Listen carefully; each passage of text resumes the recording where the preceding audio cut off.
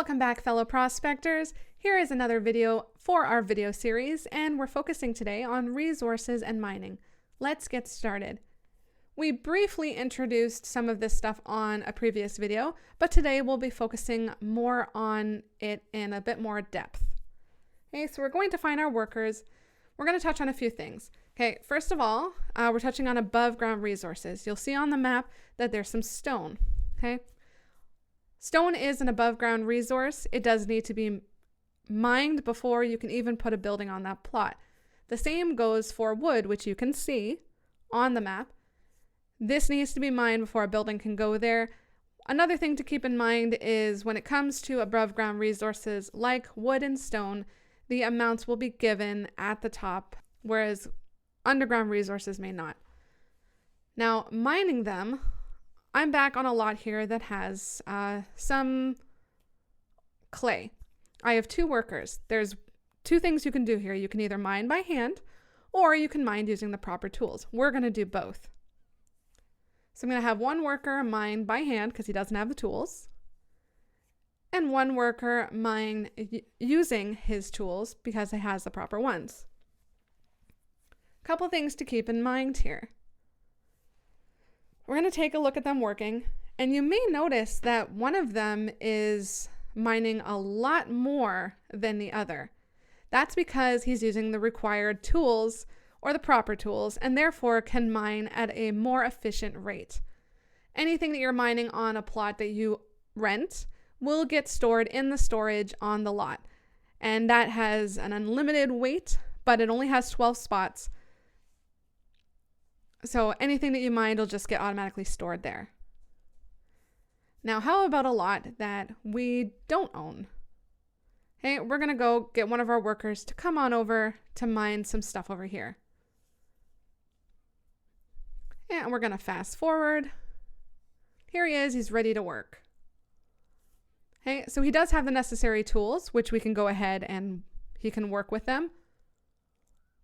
Or another option on a lot that is not rented, you can also mine by hand as well. Okay, so we're going to get him to do a minute of work. Now with this, because it is a lot that you are not renting, anything you mine gets stored in your backpack. Obviously, your backpack only has a certain amount of space in it, so keep that in mind when you are mining. But you can take it with you, which is great. Let's go to another plot that is rented by somebody. If you notice, we can't mine here.